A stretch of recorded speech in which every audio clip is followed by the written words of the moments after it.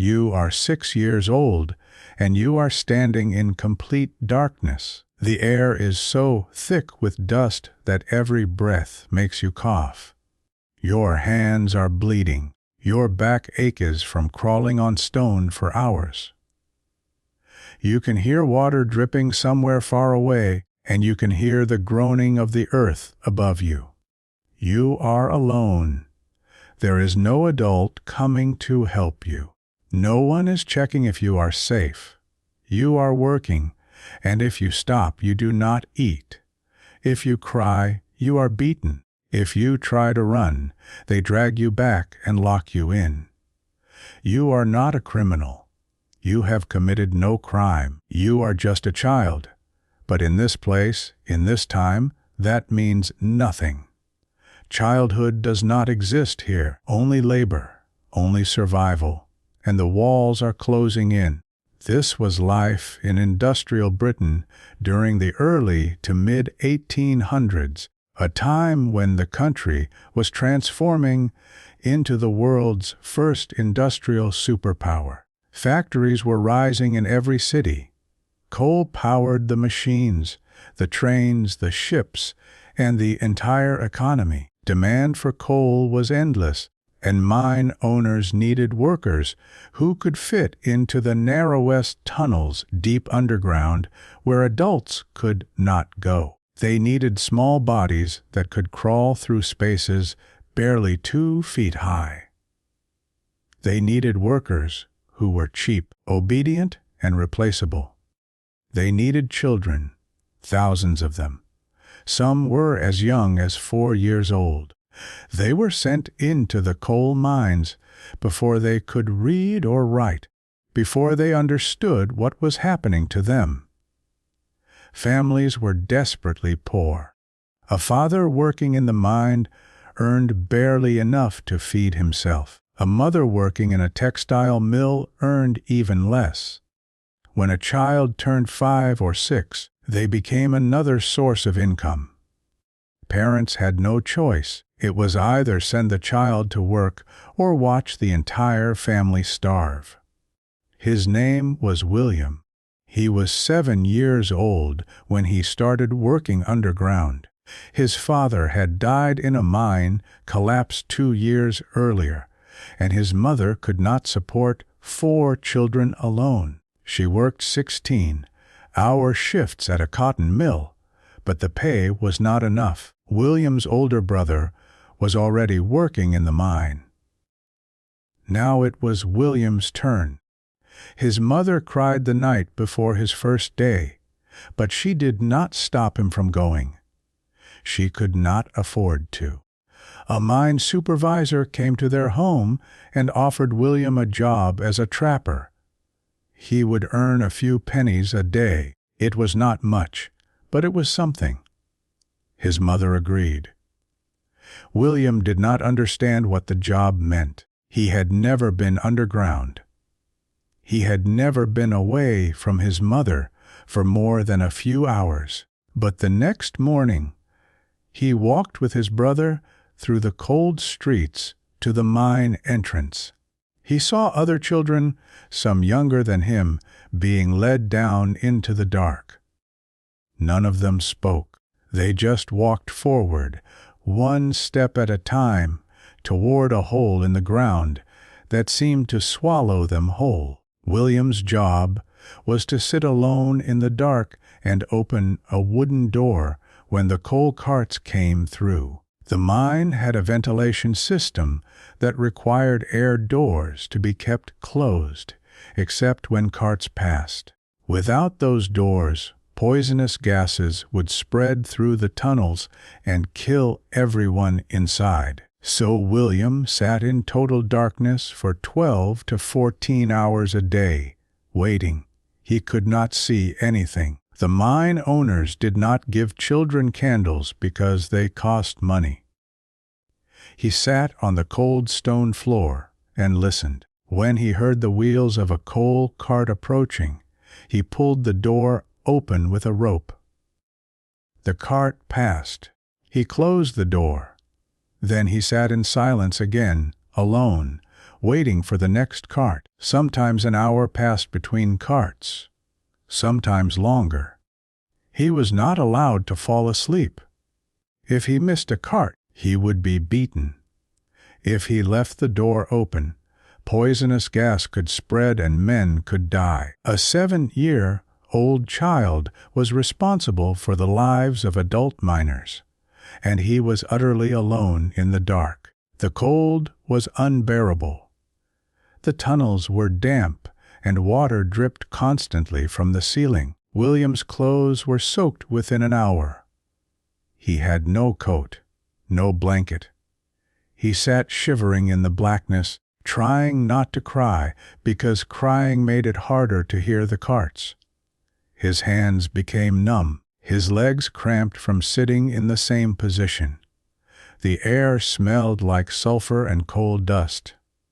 It burned his throat. After a few weeks, he developed a cough that never went away. He became afraid of the silence. In the complete darkness, his mind played tricks on him. He heard voices that were not there. He imagined the walls collapsing. He thought about his father, buried somewhere under the ground, and wondered if he would die the same way. But he could not leave. If he abandoned his post, the supervisors would find him and drag him back. Some children tried to run. They were whipped and locked in the tunnels as punishment. William learned quickly that obedience was the only option. So he sat, day after day, week after week, alone in the dark. He stopped being a child. He stopped playing.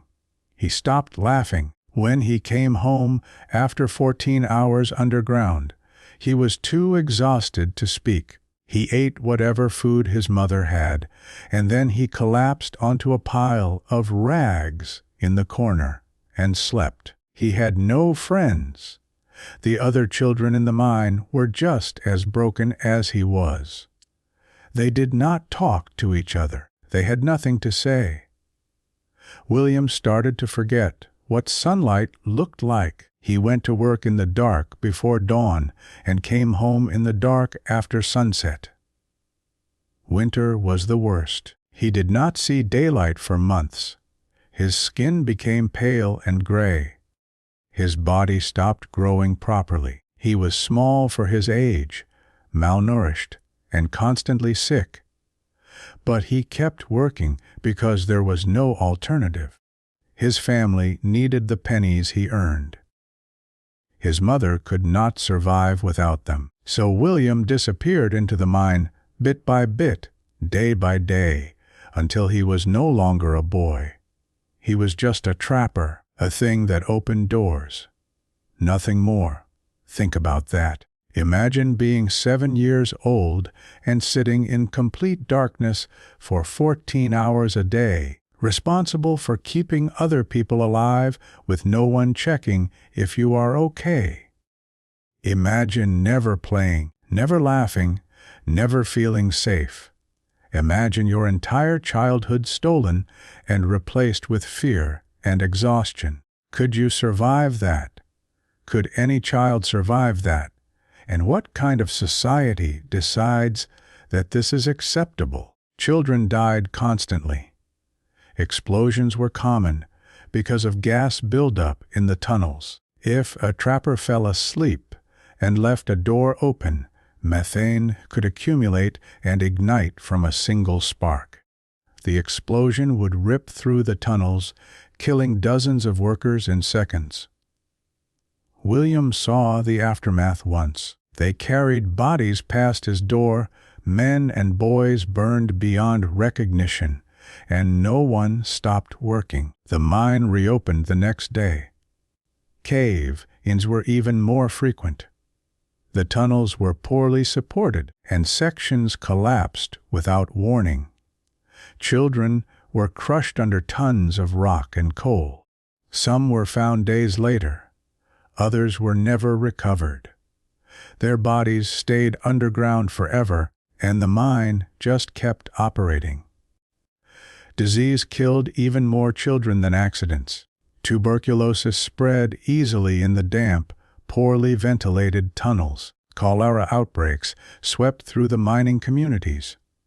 Lung disease from coal dust was universal. William coughed blood regularly by the time he was 9 years old. He knew what it meant, but there was no doctor for children like him. Medical care cost money, and mining families had none.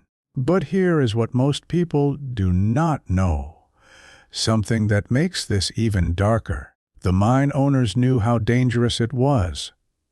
They received reports. They heard about the deaths, and they made a calculated decision that child labor was cheaper than safety improvements. Reinforcing tunnels cost money. Installing better ventilation cost money. Providing candles so children could see cost money. Hiring adult workers instead of children cost much more money, so they did nothing. They kept sending children underground because it was profitable. And the law supported them. There were no regulations protecting child workers until the 1840s, and even then, enforcement was weak. Factory inspectors rarely visited mines. When they did, they gave advance notice so owners could hide the youngest children or temporarily improve conditions. The system was designed to exploit children, and everyone in power knew it. They just did not care because it was not their children dying in the dark. Now think about this. Right now, in this moment, you probably have not thought about where your energy comes from. You turn on a light, and it works. You charge your phone, and it works. Heat, electricity, transportation, all of it is invisible to you. But 200 years ago, children were dying in the ground to make that energy available. They paid with their lives so that society could have coal. Does that change how you think about progress? Does it make you wonder what invisible suffering still powers your comfort today? Most children did not last more than a few years. Their bodies broke down quickly. Constant illness, injuries, and malnutrition destroyed them. Some became so sick they could not work anymore and were sent home to die. Others were injured in accidents and left permanently disabled. A crushed hand, a broken leg, blindness from an explosion, these things ended a child's usefulness.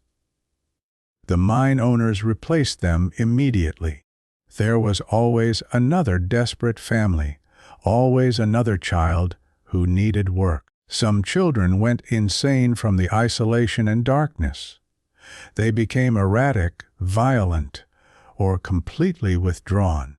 When that happened, they were thrown out of the mine and left to survive on the streets.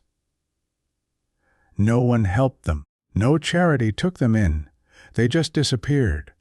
William lasted 4 years. That was longer than many.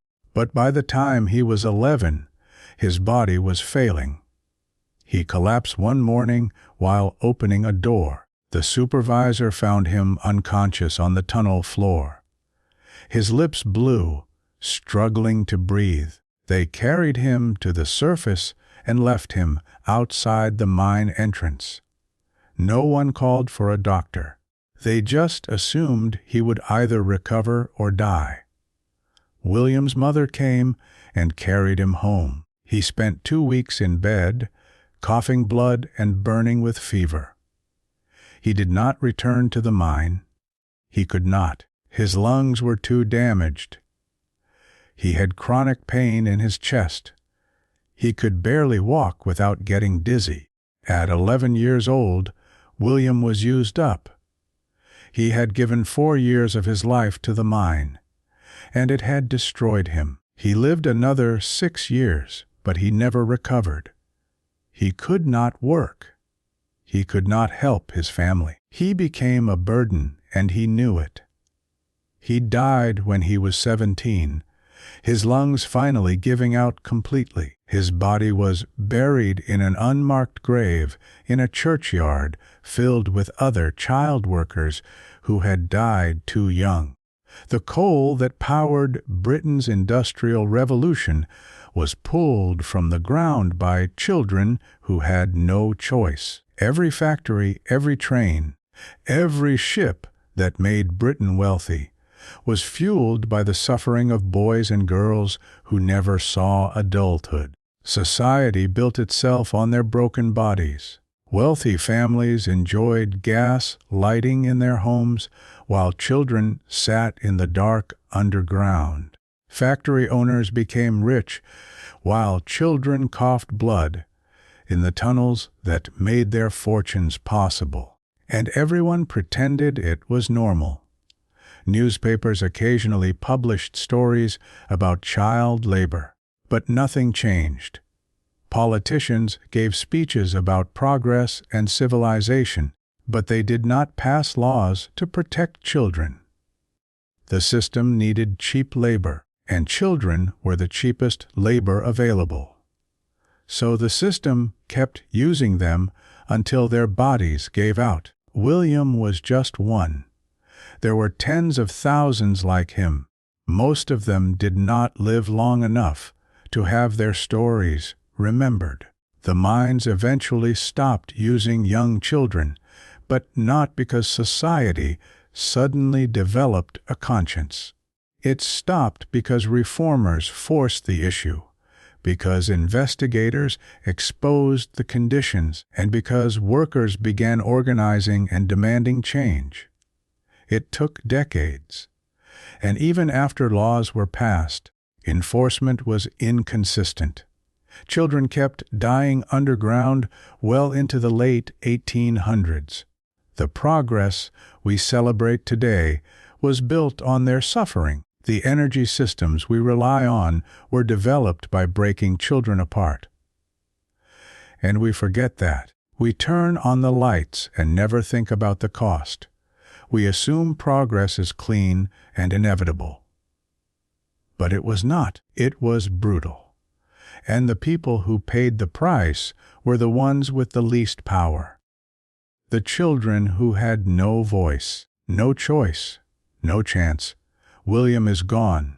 The thousands of children like him are gone. But the mines they worked in still exist, sealed off now, flooded and collapsed. If you went deep enough into those old tunnels, you would find bones, small bones, child-sized bones. Because not every body was recovered. Not every child made it out. Some of them are still down there, alone in the dark, exactly where they were left. And if you think this is the worst thing children were forced to do in history, you are wrong. There were other jobs, other industries, other ways that children were used and destroyed. And some of those jobs were even worse.